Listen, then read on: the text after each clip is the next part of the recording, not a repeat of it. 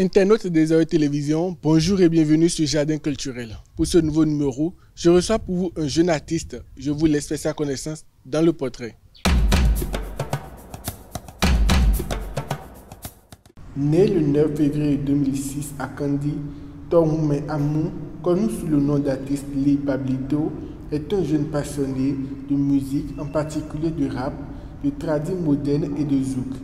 Dès le cours primaire, il interprétait les chansons de Fury School, un artiste qu'il admirait profondément. C'est en classe de 4e qu'il commence à écrire ses propres textes, affirmant peu à peu sa plume artistique. À ses débuts, il ne bénéficie pas du soutien familial.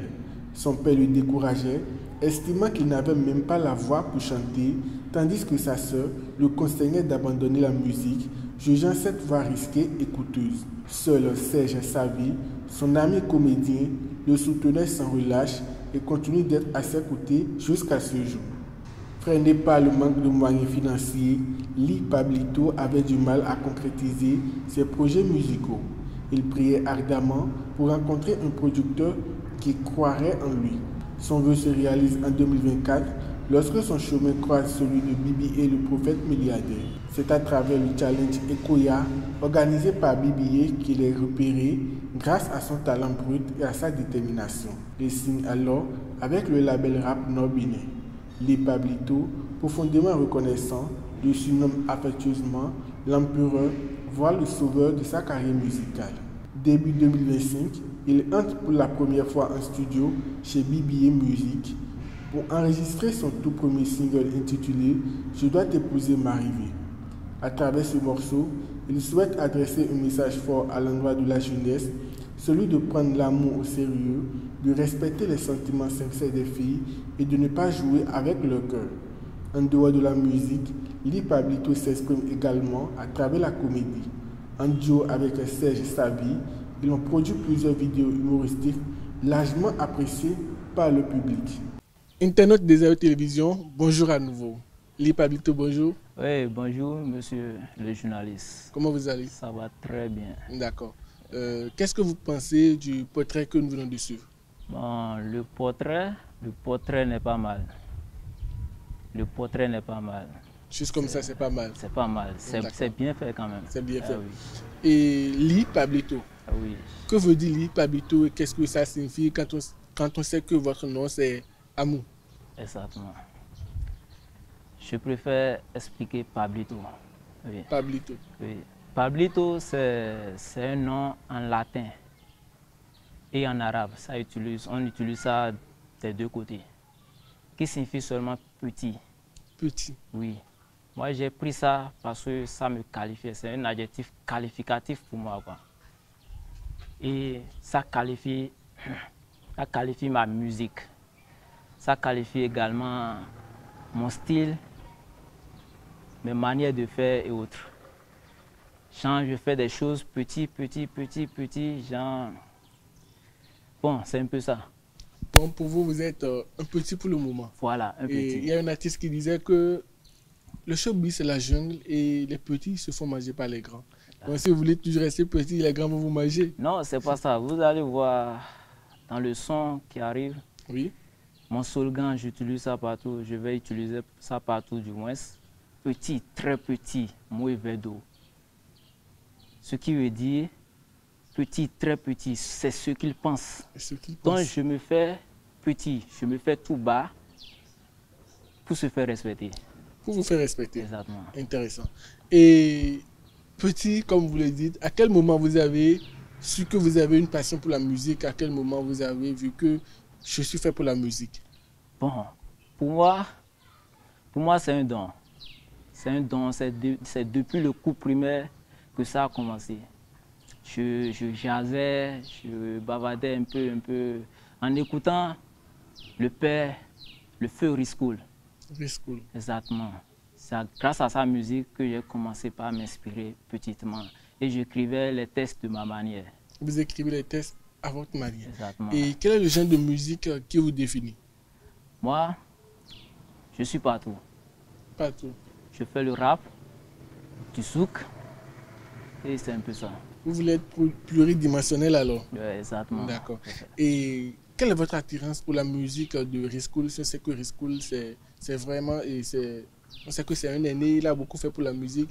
Qu'est-ce que vous avez trouvé d'attirant dans sa musique?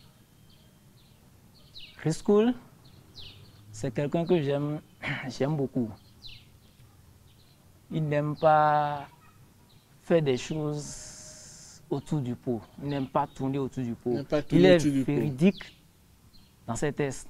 Et quand tu écoutes sa musique, tu vois que celui-là, c'est un bon. À travers ses sons conseillent beaucoup. C'est un philosophe en quelque sorte. Voilà. Et comment vous trouvez l'inspiration pour l'écriture de vos textes? Si vous avez une attirance pour la musique de Riscool, comment vous aujourd'hui vous trouvez de l'inspiration pour l'écriture de vos textes? Bon, avant j'écrivais les textes en écoutant le son de Riscool. En écrivant les sons de Riscool. En écoutant le son de Riscool du moins. Donc, quand il est mort, pour moi, c'est pas que je l'ai abandonné, mais vous avez trouvé l'inspiration ailleurs. Voilà, j'ai trouvé l'inspiration ailleurs à travers les sons de Vano, de Blaze, de Nicanor par exemple, et Bobo. Et s'inspirer de la musique d'une autre personne pour écrire ses propres textes, vous ne pensez pas que c'est du copier-coller en quelque sorte? Vous ne pensez pas que c'est reprendre ce que les aînés ont déjà fait? Non, non, non, non. C'est quoi selon vous? Pour moi, on dit souvent que c'est de l'ancienne corde qu'on tisse la nouvelle. Donc, en écoutant leur son à plusieurs reprises, je crée mes propres inspirations. J'écris mes tests, mes propres tests de ma manière. Vous avez un nouvel éveil en quelque sorte. Voilà. Et voilà, vous êtes jeune, vous avez commencé la musique. On sait que tous les parents ne sont pas forcément pour la musique. Qu'est-ce que les parents pensaient lorsque leur fils a décidé de se lancer dans la musique? Bon, je vais commencer par mon père d'abord. Pour lui, le vieux, il n'aime pas... Bon, bien vrai, il aime ça, mais il n'aime pas que... Il ne veut pas du tout que je fasse la musique. Voilà. Il aime la musique, mais il ne veut pas avoir son fils dedans. Voilà, bon, c'est un peu ça. Je ne sais pas si c'est de la jalousie, mais je ne sais pas comment on peut qualifier ça. Voilà. Okay. Mais moi, je suis passionné dedans. Eux, ils ne veulent pas que je fasse chose. Ils ne veulent pas voir de la musique. Voilà. Donc, c'est un peu ça. Eux, ils se moquaient, surtout mon vieux, ils se moquaient de moi, que même la voix, je n'ai pas la voix pour chanter. Mais moi, je n'ai pas perdu l'espoir. Je n'ai pas perdu l'espoir. Vous croyez en vous-même. Voilà. C'était votre père seul qui s'était opposé? Non, il y a ma soeur aussi qui disait à un moment que la musique, qu'elle n'aime pas ça trop. Pourquoi elle n'aimait pas? Les jeunes artistes, les artistes d'aujourd'hui sont en train de partir, de mourir quoi. Oui, mais c'est pas une raison pour vous voilà. faire la musique. Donc du genre, elle disait ça tout juste pour que j'abandonne, je perds l'espoir. Mais pour moi, la musique occupe une place importante. La musique, exactement. D'accord. Et si on met de côté vos parents qui s'opposaient à la musique, vous avez votre ami et Serge qui vous soutenait, qui vous disait d'aller loin. Donc, quel était le lien que vous avez avec Serge? Bon, Serge, c'est mon ami. Je l'ai croisé en classe de 4e. En 4e? Voilà. C'est un ami qui me soutenait très très fort. Il investit sur moi sans blague. Il aime me voir avancer. Donc, lui, il me soutenait partout. Partout où je passais, il me soutenait. Il a toujours été votre soutien? Il était là, toujours dans mes moments difficiles.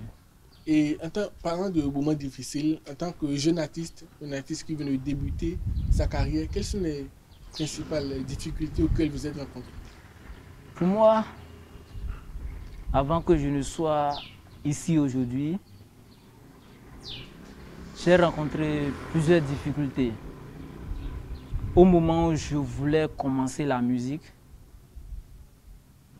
d'abord c'est une difficulté pour moi d'écrire des textes. L'écriture des textes d'abord. Voilà. J'écrivais des textes à ma manière, tout en bloc. Avant de faire la rencontre de BBA maintenant, mon empereur, mon manager, mon producteur, qui m'a beaucoup soutenu aussi, qui m'a aidé à écrire des textes. Et c'est comme ça. C'est comme ça. Ouais. Et au moment où vous étiez en train de rencontrer ces difficultés, vous n'avez pas pensé à abandonner, vous n'avez pas dit que c'était trop difficile? Pour moi, l'objectif c'est déjà fixé. La musique ou rien. Donc pour moi, je ne peux pas abandonner la musique pour dire je préfère faire autre chose derrière la musique, mais lâcher la musique, je ne pense pas. Ne pensez pas. Jamais. Est-ce que vous pouvez nous donner un petit conseil sur comment garder espoir au moment où tout va mal, au moment où on n'a pas de producteur, on est artiste et ça va mal? Comment garder espoir? Oh, pour l'espoir, là, c'est un peu difficile. Parce que qui veut, peut. Qui veut peut. Voilà. Qui veut peut. Et aujourd'hui, vous faites partie d'un label. Qu'est-ce que ça représente pour vous en tant que jeune artiste qui vient de débuter sa carrière, de faire partie déjà d'un label? Bon, là maintenant, c'est une grande joie pour moi de rencontrer BBA, qui est à la fois mon manager, mon producteur. Et c'est un peu ça. Je ne sais pas comment expliquer ça, mais je suis en joie quand même d'être dans un label, dans un d'appartenir label. à Voilà. un label. Voilà. Et que ressentez-vous aujourd'hui lorsque vous savez que vous avez maintenant un producteur, ce qui n'était pas le cas? Voilà. Qu'est-ce que- Ça me rassure d'avoir tout ça. Parce que c'est un don de Dieu. Quand Dieu met ça sur toi, forcément, tu dois aller en avant. Et vous avez fait sortir, mais vous avez déjà enregistré un premier single. Est-ce que vous pouvez nous rappeler le titre? Oui. C'était quoi déjà? Studio BBA Music. Le son que j'ai fait a pour titre Je dois t'épouser, m'arriver. Et qu'est-ce que vous êtes en train, mais qu'est-ce que vous voulez expliquer à travers ce titre Je veux t'épouser, m'arriver? Là, c'est un message envoyé directement à la jeunesse pour être conscient de ce qu'ils sont en train de faire. Parce qu'aujourd'hui, dans la vie, on voit que plusieurs jeunes n'aiment plus se marier, mais plutôt de garder l'enfant, la fille des gens sous le toit. Pour moi, c'est un message que j'envoie, un message conscient que j'envoie à la jeunesse pour ramener leurs esprits en eux-mêmes, pour qu'ils épousent les jeunes filles et non de mettre les jeunes filles sous leur toit sans connaître leurs parents, sans faire la connaissance ni doter. Ni doter la fille. Voilà. Mais pour un jeune artiste, vous connaissez assez. Hein? Exactement. Ok, avant de continuer, est-ce que vous pouvez nous chanter rapidement m'arriver? Ok, il n'y a pas de souci. Allez-y.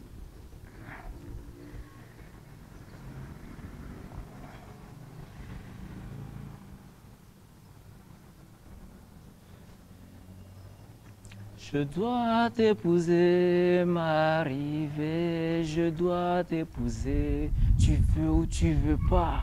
Je dois t'épouser, m'arriver, je dois t'épouser obligatoirement. Tu es mon amour, m'arriver, je dois t'épouser. Les jaloux vont maigrir. M'arriver, dis-moi qui t'a mis au monde. Tu es Angélique, la plus belle du monde. Aujourd'hui, je te demande en mariage. Si tu acceptes m'épouser, je t'amènerai à Dubaï, Chine, Espagne, New York, Paris et Allemagne. Le meilleur, bien sûr, est pour le pire. C'est toi, j'ai choisi le meilleur et le pire. On s'en fout malgré les critiques. C'est toi, j'ai choisi le meilleur et le pire. Je dois t'épouser, m'arriver, je dois t'épouser. Je dois t'épouser, m'arriver, je dois t'épouser obligatoirement. Tu es mon amour, m'arriver, je dois t'épouser obligatoirement. Tu es mon amour, m'arriver, je dois t'épouser, les jaloux vont maigrir. Obligatoirement, vous allez épouser Marie-V obligatoirement. Exactement. Pour le meilleur et pour le pire. Là, c'est bien. Et si on met de côté la musique, vous faites aussi de la comédie.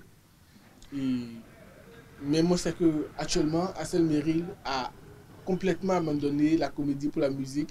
Mais vous êtes en train de faire les deux. Comment vous arrivez à mettre ensemble comédie et musique? Pour moi, je peux dire que je suis destiné à la musique. Vous êtes destiné à la musique? À la musique. Maintenant, le fait que je me suis balancé du côté comédie, c'est parce que je ne trouvais pas des moyens pour me faire connaître dans la musique. Donc pour moi, c'est de rentrer dans la comédie pour pouvoir sortir la tête et ensuite abandonner comme Assel Merrill. Donc vous avez en quelque sorte, vous voulez faire comme Assel Merrill? Voilà, exactement. À un moment donné, vous allez laisser la comédie. Je suis là, je suis dans la comédie actuellement, je fais de la comédie actuellement parce que je ne veux pas abandonner mon ami Serge qui m'a autant soutenu dans mes moments. Mais au moment où il va sortir la tête, je vais le laisser. Et c'est comme ça. Donc, c'est en quelque sorte une obligation, vous êtes en train de le faire parce que Serge le fait. Oui, exactement. Ah, d'accord. Et actuellement, quel artiste vous influence dans le showbiz béninois? Pour moi, je préfère Vano, Blaze, Assel Merrill et Nicanor. Oui, mais si on disait de choisir la personne qui vous influence le plus, la personne que vous voyez, vous dites oui, je vais être comme telle personne. Je préfère choisir Vano. Vano, pourquoi? Je choisis Vano parce qu'il fait des deux côtés. Et comment il fait des deux côtés? Mais Vano n'est pas un comédien, il n'est pas un comédien. Bon, je suis en train de dire, il fait des deux côtés. Je suis un fond, quoi. Je suis un fond. Donc, lui, il mélange tout à la fois. Et ça m'inspire aussi. Je suis très content de voir sa manière de rapper, sa manière d'écrire des textes. Et ça m'inspire. Et ça vous inspire. Exactement. Si vous voulez toujours continuer avec la musique, où est-ce que vous voyez dans les 5 ans à venir? Moi, mon objectif n'a pas changé.